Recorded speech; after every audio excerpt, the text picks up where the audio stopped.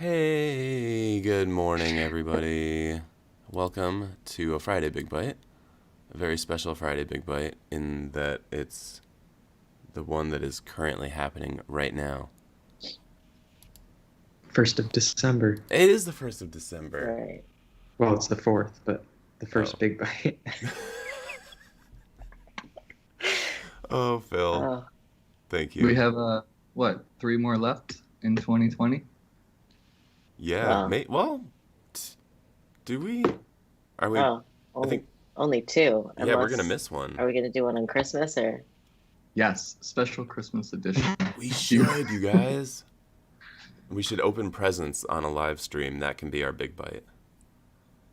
oh, that's adorable. So send in your gifts to us and we'll unbox them live on the live stream. We'll get a PO box set up and everything.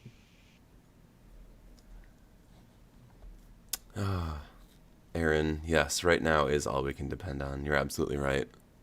Absolutely right. Cool. All right. So let's get started. I decided to go, I guess what could be perceived as the least fun to the most fun, but typography for lawyers could be fun for you depending on who you are. So I found this resource actually watching a video on design for developers. And some of the information in this book, although it's specifically for lawyers, is it's just relevant in general. And one of the pieces of information that I really liked was this bit about who is typography for. And it's for readers, not writers. That's sort of the whole point of this. Obviously, lawyers are writing really, really long things that they care about, but maybe the user doesn't as much. So this table here kind of shows the writer has a long attention span. They're very interested in the topic. They will not be persuadable by other opinions, and they do care about their own happiness. Whereas readers don't have a big attention span. They're not interested. They can be persuaded by other pieces of information. They don't really care if things are going well for you. So that's sort of important to keep in mind, when we're thinking about writing and how long our pieces of text are, if we're breaking things up in a layout, things like that. Just because, when we're writing things, we're really into the content. We know what it is. We're very interested, and we know exactly that this sentence makes sense because they would have read this other sentence 2 paragraphs up. But maybe not. Maybe the user doesn't have a high attention span. So I thought this was just really interesting. Obviously, this is for lawyers, but it could apply to long pieces of text about printer technology or cottage cheese or really anything that the brand is more invested in than the user, which is most things. Wow. So next, last week, I think Jeff was sharing about sort of AI and how there's some racial bias there. So this is a site that has these generated photos that are purposely meant to be broadly diverse and have a range of different skin tones and types of facial expressions and ages and colors of hair and eyes and things like that. So they're created from scratch by AI systems for use without, copyright or anything like that. And so this is, something that we can use to sort of get around that type of racial bias where maybe something was only developed for white people or lighter skin tones. This is something that can sort of get around that and can be used in those scenarios. So they're free to use, and the future is now. That's cool. Thank you. I didn't make it, but I did find it. So this is something that I am invested in every year. This is Marquez Brownlee, who is probably one of the biggest names in like technology reviews. He's met with a lot of big names in tech, and every year he does this blind smartphone camera test where on Instagram and Twitter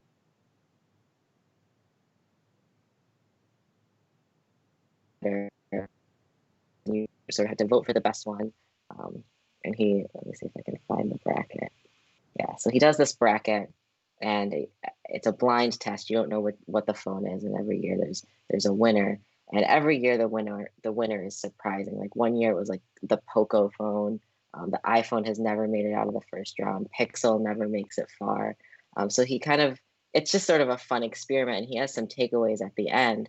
And one of the takeaways is that there's a difference between Twitter and Instagram on how the votes were skewing, and he kind of goes over why that is. So here's an example of the final matchup between two phones, and one phone sort of won on Instagram, and he thought that that would be the same, but you'll see that the other one crushes it on Twitter, and he was sort of wondering like why is that? Is it the difference in the users there, or what's going on? And he noticed that the image compression between the two platforms is a lot different. So this is the same photo here, H and then K and K, and you'll see that the colors are a lot more muted on Instagram. It's a lot more vibrant on Twitter, and so he's saying that's contributing to why people maybe picked for one phone over the other. And so I just thought that was really interesting for us to keep in mind, since we're often creating like this one photo that's going to go out again on all of these different platforms, and we're trying to really perfect it and edit it, and just to know that it's going to look different slightly no matter where we post it. His takeaway here was, it doesn't really matter exactly if the colors are perfect. If you want to share it, then share it. But it is something to keep in mind, since we're sort of doing this on a more professional stage, that you think your colors are really perfect. Maybe you want it to look like this, and it's going to look really crazy orange on Twitter. So something to keep in mind. That's Jeff is interesting. asking, what is the reviewer's name? It's a Marquez Brownlee. He goes by MKBHD online. It was his birthday yesterday, so if anyone cares about that. And last but not least, this is Jen Simmons, who's a really great developer, and specifically like a CSS developer. She has this site called Labs, and it's just where she kind of experiments with different layouts and what's possible on the web. And I really like this. Sort of as a developer, you can see sometimes there are things that might be possible, but you're not sure how to do it. I really loved these shapes. So here we've got like different grapes being outlined by text, and it's sort of fluid around there. So this is a great resource, for designers to see what's possible, but also developers. I think the one caveat here is these are experiments. So maybe we designed it like this and showed it to the client like this, but maybe this is only going to work on 30% of the browser. So it's just something to keep in mind, that maybe, we have to pick and choose these moments where we can sort of be more experimental and accept that there will be fallbacks, but there's a lot of cool things in here and different layouts that are possible. So that was a good resource to have as well. And that's all I've got. Really cool shares. That stuff is awesome. I like it. I would never Thank be you. able to code that, but it's good to know that somebody Oh. can.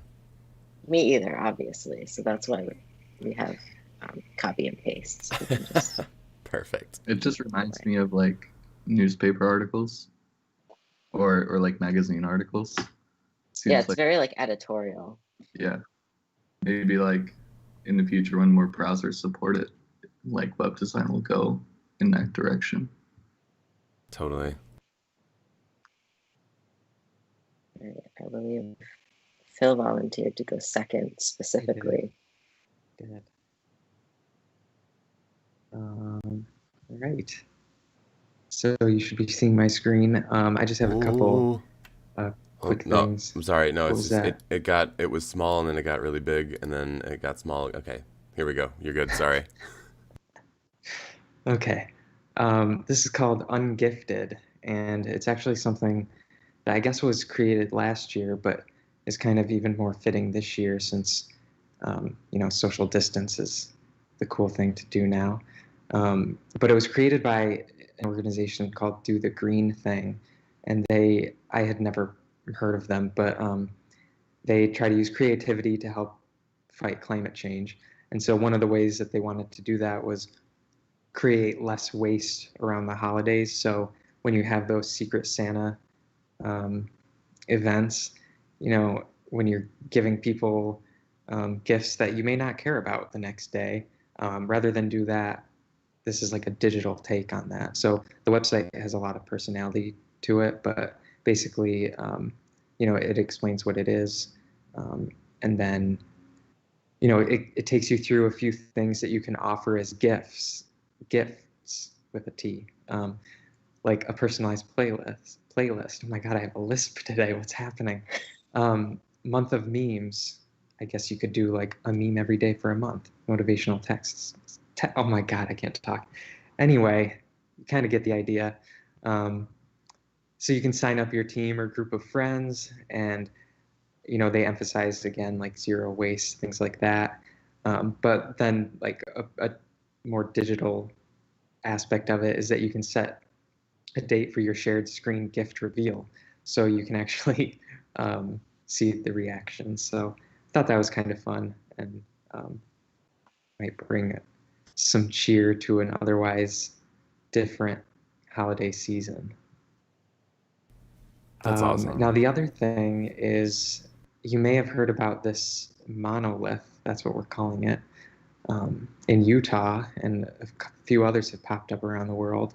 And I guess we don't know what it is. I don't personally care, but Jeep took advantage of that, and they made a social post advertising their new partially electric vehicle, so a rechargeable Jeep. So I just thought, I noticed this yesterday. I saw it on Facebook, and I just thought it was kind of funny that they took a current event that was in the news and kind of just ran with it for this really simple social post. And I compared it to like their other posts on Instagram, and it actually got like a ton more likes and comments. So kind of a good way to get a little bit of publicity. So yeah, that's it. That's so clever. I love that. Really well done. Yep, I agree. Many Should I go? thanks. Please go Let's for pass it, on to dude. David. Thank you, Phil. I'm gonna practice my speech. So first, I wanted to share a program that I've been working in recently for Xerox. They were working with another agency with their emails, and they were using a tool called Figma. And Figma is really similar to something like Illustrator or Photoshop or Sketch, if you're familiar with it. What's unique about this is it's actually a web app, so it would work on your Mac, and it would also work on your PC. And what's really cool about this is it's something that multiple people can work in at once. So imagine if like you had an Illustrator file, you could have two people working on it at the same time. So you have, stuff like your layers, you have different assets you can use, and it's really cool. It's a modern take on, what Illustrator could be, or what Sketch could be if they innovated as much as this program does. And like, I just want to show like a quick demonstration to like show the power of it. So say like we're building an email, and we want to do this like quick component here. I want the image on the right. I want to have the background be black. There's something like where you can change the color over here, and it'll just flip it for you. But say I wanted to like change it up a bit, right? There's ways that I can flip the image. There's ways I can change the width. There's ways I can even change the call to action within it and make that something like red, or maybe I want it to be a button, or maybe I just want to change the text inside. Below this is a panel. So it's really dynamic, and like once you set it up, it could save you a lot of time. And I think it's just a really interesting tool to come across. Right now, I'm working with Cindy on a project, and they have this mode where you can see comments. So, for instance, on this presentation that we're working on, she wants to change the copy for this paragraph. So I can go in, I can read her message, I can also reply back, and she'll get a notification as well. So I think it's just a really cool tool that I think is gaining steam in agencies, and I think like it'd be interesting to, potentially use this more. And that's all. Wait, I'm sorry, just real quick, because it still blows my mind. But that's all entirely in browser. This is all in browser, yes. So it's not like a desktop app, although you can download a desktop app. This is all in browser. That's so cool. That is so cool. It also has, so like, if you're familiar with InVision, that's like a presentation tool. What you can actually do is present right from Figma. And it might take a second to load, but here's the presentation. And so you just go straight from the design file into a presentation ready format, similar to something like Google Slides. Nice. Really cool. Very, very cool. Next up is the State of UX in 2021. So this is 100 lessons for the year to come. And they do this every year. And it's a really cool resource. It's always timely, and there's always some really good lessons to learn about the way we can impact our products, how we can collaborate beyond Zoom calls, and how to, just like improve our craft. And there's stuff like act more than talk, listen more than act. It's like quick little snippets. There's quotes. There's examples of, new developments in apps like Twitter, where they had to address like the 2020 election security efforts. And so it's not ideal, but sometimes you have to do something like this as a requirement. So, as you scroll through it, it's very quick, very cool little examples. The make the button big, your problem is not exclusive to small companies. So there's like little clever tidbits. Data visualization can tell powerful stories, and they have, great links to different visualizations. So really cool resource just to pull from. Very cool. And I like that they do it as kind of quick snippets, because then it's such a quick read. But they're powerful too. They don't just leave you hanging on stuff. That's really good. Yeah, you can just scroll through it. I'm going kind of quick, but there's a lot here. I like this one. What you say is not important. That's the bookcase behind you. Yeah. I think with Zoom calls, it's like, who can have the best bookcase, which I think is hilarious. Oh, like, so the color coordination. Oh, that's amazing. This guy just has a stock photo of a bookshelf behind him. So if you don't want to buy the books, you can just do that. It's really nice. Oh, I love it. I enjoy watching the news and seeing people with bookshelves behind them and looking at like the ones that you can tell they purposely are displaying. It's always fun. I've noticed that with Rob Cotcamp. Oh, really? No, not that he purposely does it, but I've seen his books behind him. So funny. Yeah.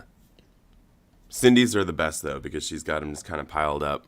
Oh, she does. Yeah. Like, the way that she does it is just so real, Like, that's how it really is. And it's awesome. I think it was, I think Scott was like, thought that they were DVDs or something on a call once, and she was kind of upset about that. Awesome. That's all. Cool. Thanks, Deebs. All right, I got one quick thing to share if I can. So let me see if my computer is going to work here.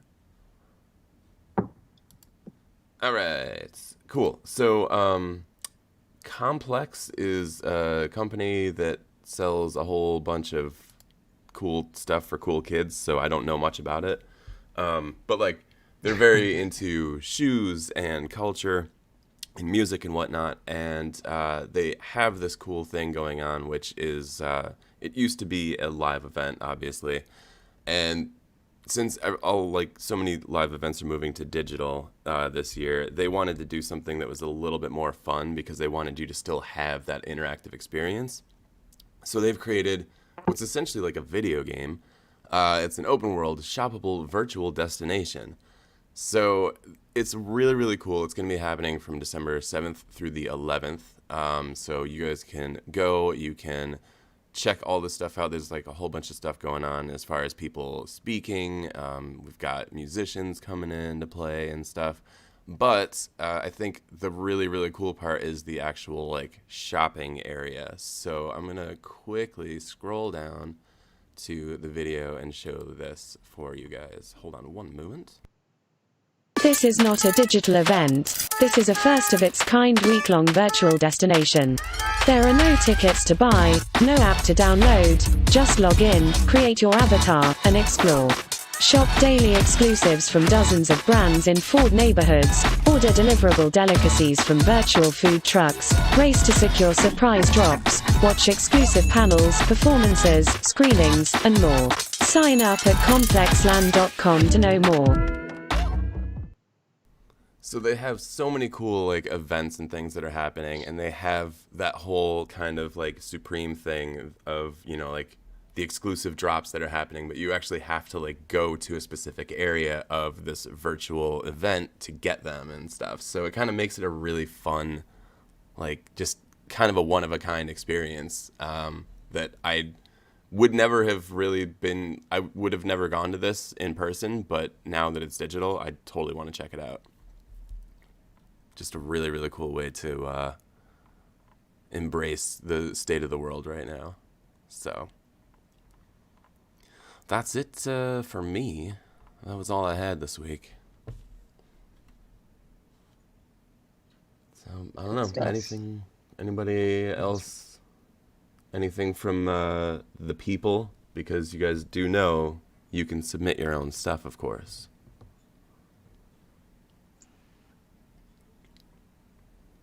I think that's probably it for today.